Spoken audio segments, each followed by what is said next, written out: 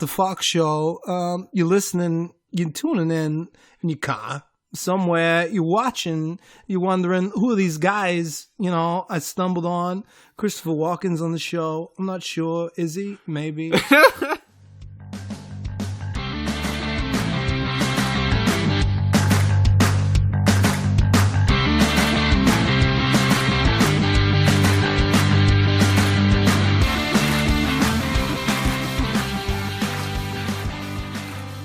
Ladies and gentlemen, it's that Falcon time of the week. This is the What the Falk Show. I'm Connor Falk. For past listeners, you know what you're getting into right now. First-time listeners, let me explain what you're about to hear. You're about to hear informational, witty, and relevant banter found in conversations with new guests each week. These guests can be from entertainment, from the arts, from education, from sports, from many different avenues. The goal is try to provide an interview and a process for you to learn some insight, a different point of view, and that overall culture. Now, this week on the What the Falk Show, my guest is Jack Paraiso, aka Aiko the Rainman. Now, Mr. Aiko the Rainman is a hip-hop artist based out of Florida. He's a new wave, new age hip-hop artist. Now, what does that mean? That means that Aiko tries to make music for everyone out there. Is it hip-hop? Yes. But if you're not a hip-hop fan, if you're not a rap fan, you can still relate and love this music. He likes to add a lot of references to film, video games, television, things like that. So a nerdy guy like myself, a gamer, an avid movie fan, I'm able to find some really good references and things that I'm going to enjoy in his music. I'm going to go ahead and have him on the show, talk about all the different things he does, from how he started his music with his Brazilian and Florida roots, kind of the influences that made him kind of create the kind of music he does, and why he wants to create a venue and a culture of music that a lot of people haven't heard so far. He also works as a comedian. He's a videographer. He's done some acting.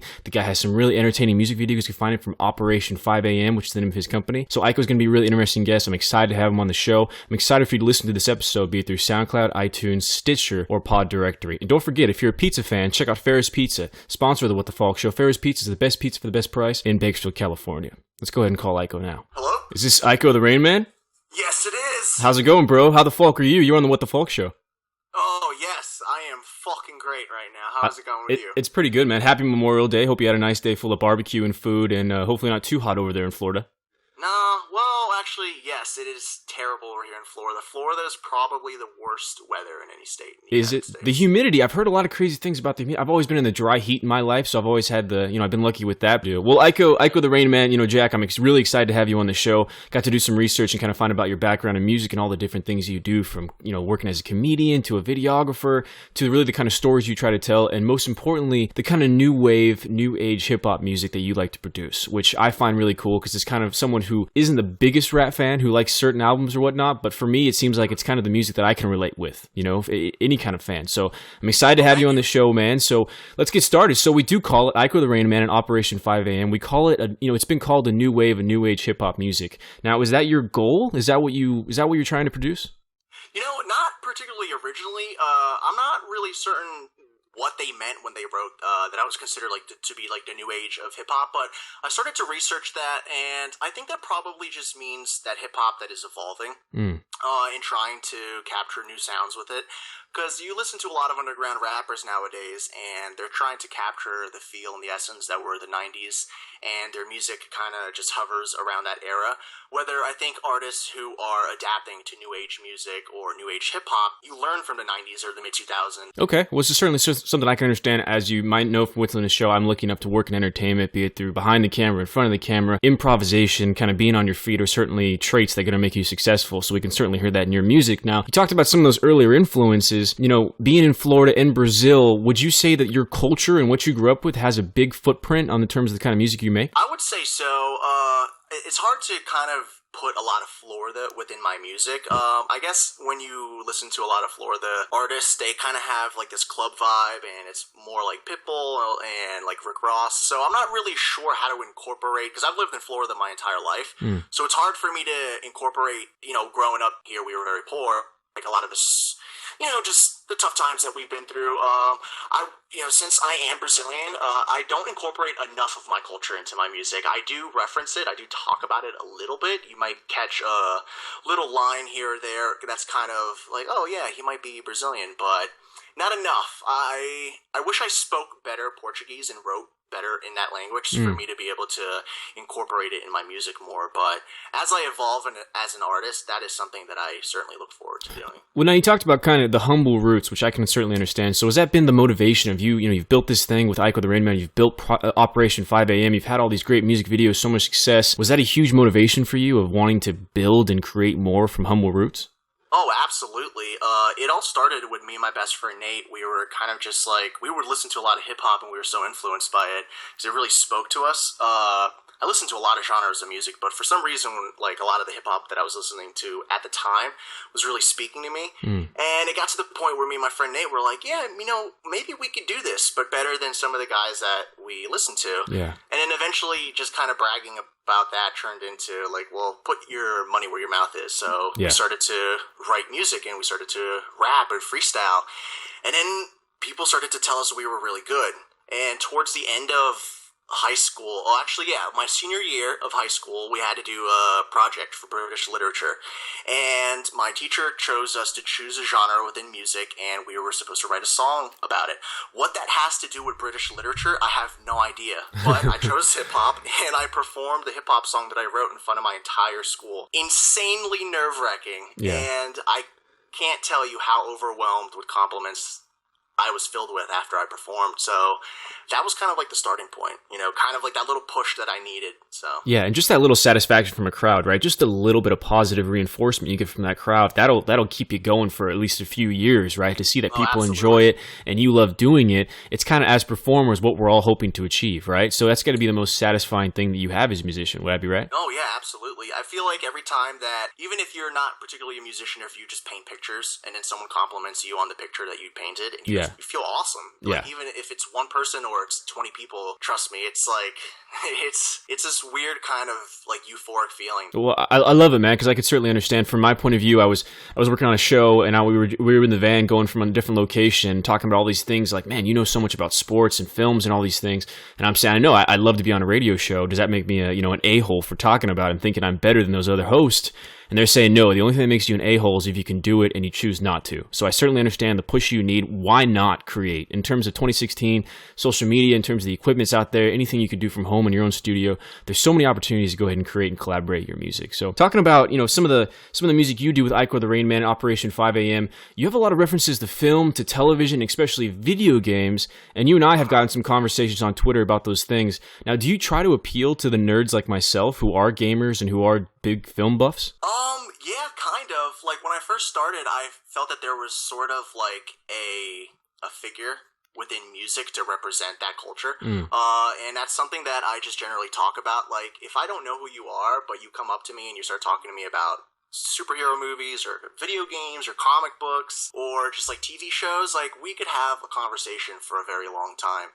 But I think it naturally happened as well. I try to put as much of my personality into my music. Yeah. And just being a big nerd, I think that just naturally started to show. I used to get really excited when some of my favorite rappers would be like, oh shit, he just said Spider-Man. He just mentioned Spider-Man. So I was just like, well, what if I was the rapper that would make a reference to a specific Spider-Man comic book, like just be a little bit more hardcore with it, but at the same time try to appeal to a wider audience? Then I don't know. I think just making nerd music just came naturally. Yeah. I'm a nerd. Yeah, well, yeah, I could certainly, me as well, so nerds stick together, right? So here we are on the show. I'm excited to have you on, and I don't know if you're a fan of pizza, but the sponsor of the What the Falk Show, Ferris Pizza, is the best pizza for the best price. Iko, if you ever find yourself in Bakersfield, California, please check out Ferris Pizza. I'm going to do that. Awesome. Now, some of those projects you said you like, movies, television, comic books, what's some of your background? What are the things that you're into? Because I have people in entertainment, whether interviews from music, sports, whatnot, movies, film, television. They're also huge movie buffs, huge nerds as well. What is the stuff that you grew up being into? Video games primarily was kind of like the focal point for me, especially movies. I didn't particularly know that I was going to be interested in filmmaking until I was like, I was in late middle school. I got a camera for my birthday, and then it just went like uphill ever since then. Me and my friends making movies. Yeah. But before I actually got into music production and film production, I was pursuing video game production. I wanted to design video games, but not having the knowledge that I know now, it was very different and a difficult time for me to be able to enter the video game industry. I thought at the time that my only way was basically going to college through like a video game college, and the video game college that I wanted to go to is very expensive, like $80,000 a year expensive. Wow. Okay. So I couldn't afford that. So I was in limbo for a while, not really knowing what I was going to do once I finished high school. But I think just being good at making music and working with videos, I kind of just naturally blended the two together, and I was like, you know what, I will try to make a career out of my interest and my passion and what I'm good at. So, as I was deciding if I was going to do this or not, that was like when YouTube was blowing up. And now there's people who work for YouTube literally just by putting out commentary on like movie reviews and stuff like that. And I'm like, this is your job. You have like 250,000 people watching your videos every day, and you're getting a very handsome paycheck for every video you put out. Yeah, I think I could do something like this. Exactly. That's what I started to do. It seems pretty cool. So let me ask you this: in this new digital age, in this new social media age, if any listeners are out there right now, in this country or out of the country, hopefully they're everywhere. Hopefully, I'd be awesome if someone was in space and listened to the What the Folk Show and listened to some entertaining awesome. and informational banter from great guests like yourself. What are some advice or some tips you would give someone who's trying to build a brand in today's day? You have to kind of trick your audience. You have to come out of the gate looking professional. Like when I first started, I kind of have to look at my stuff in third person perspective, because like I don't think a lot of artists particularly look at the quality of the material, not particularly of the material that you have, because I think art is subjective. Whether I think my music is awesome, someone else may think differently. You have to present it professionally. So when the first song I ever released, like out of the gate, before people actually ever really knew that I made music, I was like, well, I already have a website. It was immediately on iTunes. It had like a really professional made cover art. The song was very well. So even though I had no fans or no one really knew that this is what I was doing, like if I went up to a complete stranger and I showed them like this project, they would probably think that I was a little bit more professional than I actually was, if that makes any sense. Yeah, so kind of the idea of, you put your stuff out there to have the information, be it the websites or the different places for them to go to check out and find legitimacy of who you are. Not just, okay, it's great music, but here's his website, here's some information, he's got his YouTube, his Facebook. Absolutely. You got really good graphic art on your Twitter, for example. You're always coming up with cool promotions. So I think you would say that aesthetically, it's something you really have to use to kind of gain an audience. Oh, absolutely. I do all my own artwork, and I'll give you an example, too. I remember the first time I was performing for this album that I released in 2013 called Attack of the Rainman. It's an EP, actually. Okay. And this kid approached me, and he was just like, hey, I do videos, and I really like some of your stuff. I want to shoot some videos for you. And I was like, cool. I would love to work with some other videographers. It's really tough filming videos that I'm involved in, because I'm really the only person that I know among my friends that knows how to handle a camera the way that I want them to handle it. Yeah. And I was like, so where can I find some of your videos? And he was just like, all right, just go to Vimeo and then type in blah, blah, blah, 1994. And like, I was like, okay, like, hold on, let me write all of this down. Like, so, and then I was just like, he's like, well, where can I find some of your stuff? And I was just like, well, it's simple. IcoTheRainman.com. And I gave him a little business card. Yeah. And I had like 4 or 5 fans at the time. I had like literally nothing below my feet. And I remember, I'll never forget this, like, he kind of looked at me like, huh. Yeah. Like, this kid is really, like he's not fucking around. Like, he has his own website and his business card. And again, having your own website and a business card, it doesn't really cost that much money. Like, any Joe Schmo could have it. But it was just the way that I present. I think that goes for any artists, that the way that they present their work. So yes, people can see your information and they could say, so hopefully you could adopt this phrase instead of now, they say, you're not fucking around. Like, instead of you're not fucking around anymore. Fucking around. Yeah. Right? You're not fucking around. That's what's great about That's what's great about having my last name, is easy to use in that kind of course, and that's why you have the What the Folk Show, using as many puns as humanly possible on the show. So next, let's talk about Operation 5 AM. It's your company. It's what you produce with everything. Now, we've talked about the trends of how you try to make music that doesn't just appeal to one type of audience. So if I'm maybe a classic rock fan, or if I'm an early 90s hip-hop fan, I can still like the Ico the Rainman music that comes out today, 2013, 14, 15, and so on. Now, is that what you try to do for Operation 5 AM? If we have an alien comes here, drops in Florida, meets you, Operation 5 AM, here it is. What would you tell them? What kind of music could they expect from you? Wow, that'd be really fucking weird if we had particularly moon bears from the moon invade our planet and start interrogating us. Oh gosh, where would I start? I think the music that I try to make is the same kind of music that brought me into him. Okay. Like, I remember growing up and hip hop, I know this probably sounds really generic, but I remember that no hip hop spoke to me until Eminem spoke to me. Okay. Because he was actually speaking to me. Yeah. But then I feel like he's very, if you're talking about musical influence, Eminem is very much up there. He would do a lot of what I try to do. He would try to tell you a story or try to tell you something, but at the same time, he's using his anger and his sense of humor to try to relay that message. I try to do the same thing, but I'm also angry. I'm also a hopeless romantic, and I'm a nerd. So you'll hear a lot of that within me trying to have a discussion with you. And I don't know. I have a lot of artists that I work with, and they're all very different styles, and I feel like I'm probably one of the few storytellers of the group. Not that that particularly makes anyone better, but I just feel like speaking to someone to be able to understand them will bring you closer to your audience that you're building. I think that makes sense. As me as a listener, if I can relate with the person, and then I can go ahead and appreciate their art a little more when I understand where they're coming from. And it sounds like you're coming from in many different places from how you look at music and how you want to produce it, which leads me to my next question perfectly and my host point of view here, hashtag host the What the Falk Show. You're more than just an artist. You've worked as a comedian, you do your videographer, you've done some acting. So how did you jump into that? Do you have certain one of those that you like more than others? Is that a career you're also going to continue to look into? Because we got to think about it. Rappers now, hip-hop artists in general, you already are a performer. So you already are acting. You already are improvising like we talked about. So are those venues that you're going to try to tap into more and more? Yeah, absolutely. I think filmmaking is my favorite thing ever. I want to be the director. I want to direct an ex-Batman movie. I want to direct some of the original stories that I've written.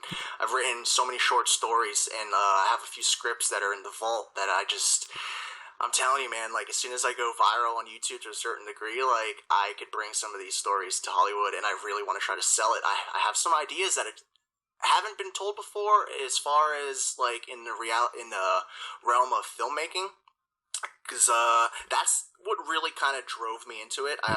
Music is kind of my, the front door to get into everything else that I want to get into. Okay. I remember Tyler, the Creator, I watched him, be nothing to be this huge sensation that he is now, and he went viral on YouTube, and then a year later he's directing commercials for Mountain Dew. Wow. And he's directing these big time budget music videos that he's doing, and I felt if he wanted to create a movie or if he wanted to write a script and he could take it to Hollywood, you see other rappers become actors and stuff like that. I would love to act as well. I do. We've done so many, if you go to my YouTube channel, we've done so many pranks, and we've had to dress up, and we've put ourselves in these situations where we have to play characters. So just being behind camera and working with film and movie productions, that's my favorite thing ever, even more than music. But I feel music is easier for me to sell, and help me kind of achieve this success that I'm looking for. And if I achieve the success that I can with my music, I could use that to kind of jump into the movie industry. Well, I don't know if it'll work, but who knows? No, I think it's smart where you're coming from, because you're in Florida, so obviously you're not in the capital of the entertainment industry, but you're trying to create your own content in the meantime, continue to build your followers. So when you have that base, and if you come to Hollywood and kind of create those bigger projects, they're already going to be in there. They're going to know who you are and your themes. They're going to jump on that, and then you start having more and more of the followers. So being someone who works in this business, who has some success, certain awards, blah, blah, blah, certain shows, blah, blah, blah, what I would tell you is two things that you have going for you. One, you got a good voice, bro. So that's good if you want to do some acting. Two, you're actually making things. If you had any idea of how many people I meet when I'm out here in LA that say they're a writer, well, do you have anything you've written? No, I'm a big picture kind of guy. Okay, well then, I can't say it to their face, but you're not necessarily a writer, dude. Are you full of fucking shit? Are you full of fucking, are you full of fucking shit? So you're not exactly a writer. So the fact that you're already creating scripts, you're creating your content, that puts you ahead of a lot of people in this business. So hold on to that and know you're doing okay. I'd tell you, give you some confidence for that. Three, myself, actually, just while we're on the show, I don't want to do too much pitching here, but I actually have friends and colleagues who send me their scripts because I love film and television. Do I have the artist point of view? Yes. Do I work in it? Yes. But I also understand what sells. And a lot of people want to be art house films. They want to make those kind of things and change the world. But to be successful, you don't change the world. You make things that make money. You make things that are entertaining, that are successful. And then, Viacom, who owns Paramount and Time Warner and all these other things, all they care about is the quarterly GDP, the profit of what that small company is going to make them. Well, how much money can you make them them. And I think that if you look at it that way, then you're going to be okay. You can understand. So if you ever have an idea, and if you want to send me a script that I can look at and say, hey, maybe this or that, I'd be happy to do that. I have a lot of people, friends that do that. That'll be a blessing. Absolutely. I'm really glad we met. Not even because I got a chance to be on the show, but like I've looked at, I've done some snooping and I've looked at where you've come from and some of your background. But yeah, absolutely. Like having like a friend or just like a colleague in the film industry is incredible honor. Oh no, yeah, no worries, man. I appreciate your point of view and just how much energy and you're putting into what you're doing. I really like your music, and again, I appreciate having you on the show, man. So I guess just an example of 2016 about how people can connect, how awesome social media is. I mean, sure, it has some downfalls, but if you're someone like us who's creative and just want to put their stuff out there and network and meet people, it's an invaluable venue. It's an invaluable venue to go ahead and move on and meet people from there. So this is the opportunity for you to go ahead and pitch everything you are. IcoTheRainman.com. Where can we find it? Facebook, YouTube, everything. The listeners out there, where can they find your content? Oh, thank you, my man. Actually, you can find me everywhere.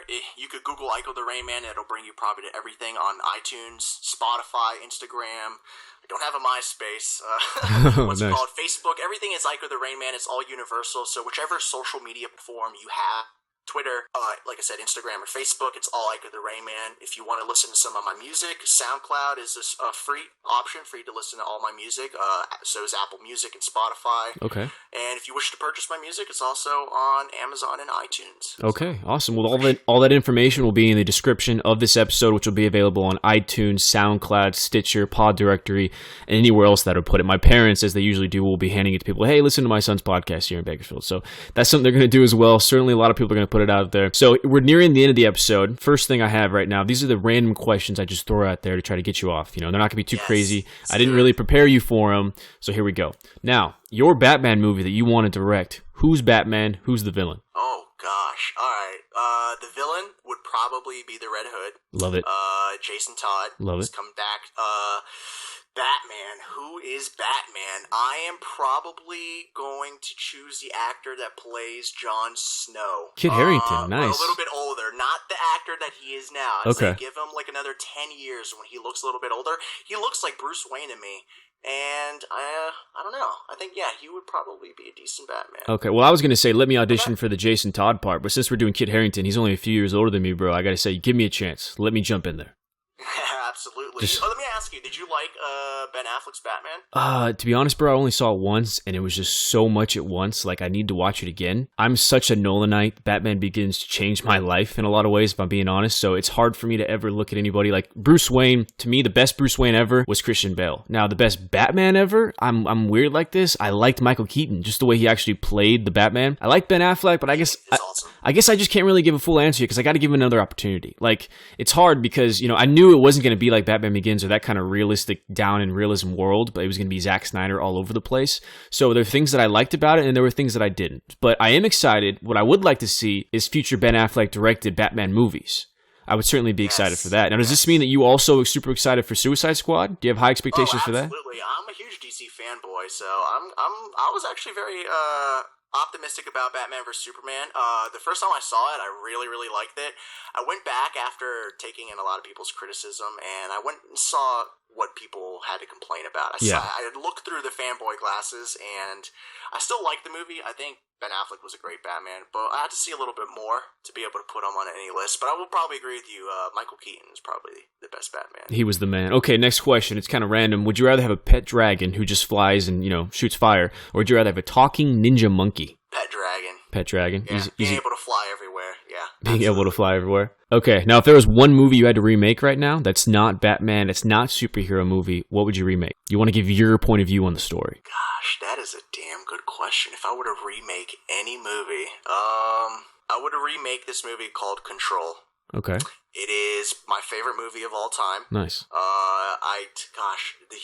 The director, he's not up there as far as one of my favorite directors because he's only done one other movie, and it was Predators, which was, it was awful. The director is Nimrod Antal. Pardon if I'm mispronouncing the name. It's a Hungarian movie, if I'm not mistaken. Okay. It takes place in like a subway, and it's not in English. I've seen a lot of movies be remade, like Let the Right One In. Yes. Which their American adaptation was actually even better than the original one. Okay. And this movie is a perfect it's like a masterpiece. It's my favorite movie of all time, and it's hard to even want to touch it. But if I would want an American, it's such a, because it's a foreign movie, and a lot of people are not trying to read subtitles, so I would really want the story to be told for people to be able to see. So absolutely, yeah, Control with a K.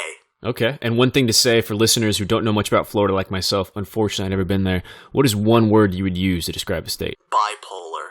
I love it. Nice. Very descriptive. Okay. I love it, man. Okay, here's a chance. Last end of the episode, I really appreciate you coming on the show, man. Anything you want to say to the listeners, say goodbye? All right, well, thank you, Connor Falk, for having me on the show. But I guess I'm here to let you guys know. I'm just gonna, it's probably gonna get a little weird. If you guys, want to tune this off, I understand. Be prepared. Don't tune it off. No, seriously though. Be prepared, because there's a moon bear army that is going to be invading our planet from the moon. The only way to stop them is probably to destroy all the whales in the ocean. The Japanese were right, and that's it. That's all I gotta say. Okay, man. Pretty. Okay. Yeah, I just leave it as that. Just leave it at that. Okay. What the fuck is what we can. Super weird in here. Is what we can. Fucking weird. Is what we can say to that. Okay, Aiko, I really appreciate you being on the show, man, and I really appreciate connecting with you, and hopefully you and I can collab together someday, regardless. Oh, absolutely. I would certainly be reaching out to you. Reach out to me. Let's make something happen. Yeah, sounds good, man. Okay, I'm fucking looking forward to it. So I appreciate you being on the show, and I will go ahead and release this week, everyone. I'm sure they're gonna find this episode entertaining, because we have two people here that like what they're doing. They like talking about what they're doing. And that's the goal of my show. People who are bored in traffic. You got people coming home from Memorial Day commute. You got people who don't want to be in school. People like myself who listen to stuff when they're playing video games, or, who don't want to listen to their girlfriend or boyfriend. Listen to What the Falk Show. Listen to a great guest like you, Aiko the Rainman. So thanks again, Aiko. I will talk to you soon, buddy. Thank you. Have a good night. You too. So that was Jack Pariso, Aiko the Rainman, a really talented musician. As you can say, just a really talented person when he works as comedian, actor, videographer. The guy has his hands on a lot of different things. Based out of Florida with Brazilian roots, tries to give music that doesn't just relate to one specific genre. Tries to get music that we can all relate to and enjoy. So if you're not the hugest rap fan or hip-hop fan, you're not used to how the usual words and themes of that music, check out Aiko the Rainman's music, because it's different. It's up there for anybody. It's not necessarily one thing. It's a lot of different things, because he's coming from a lot of different places. So I think you're going to enjoy that music. Find him, IkoTheRainman.com. Have his Facebook, his Twitter, all the information on the description of this show. As you know, this is the What the Falk Show. I'm Connor Falk. I really appreciate you listening to the show. Anytime that you're bored in traffic, I'm trying to just provide some time filler. Living in Los Angeles, I'm stuck in traffic all the time. It's hot. I'm listening to the same radio song being played over and over, so I want to provide something different. Maybe something different, you can learn something in the process. So maybe you learn something about how to build a brand. You learn something about what it's like to use YouTube to take advantage of video equipment, things like that. Hopefully something in this episode kind of made your day better, and you're like, hey, I'm going to go ahead and check that. I'm going to go ahead and Google that. So have a great Falcon day. I'll talk to you next Falcon week. Find the show on SoundCloud, iTunes, Pod Directory, Stitcher, and I'll talk to you soon. Thanks again. I guess I wasn't fast enough.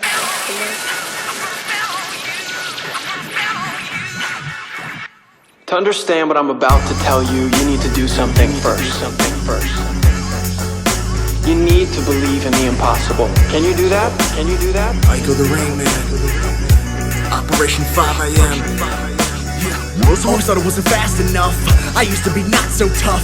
When I run I can feel the rush. When I run I can feel her touch. Get with me. When you chase success you move quickly, move swiftly. Remember, when you didn't believe, now everybody in the world can see what happens when you won't accept defeat. Run, so there's blood on your feet. Rid of these bad guys right off of the streets. Every new week there's a villain to sweep. Gone in the flash, back in the peep. I picked up my pen and my pad.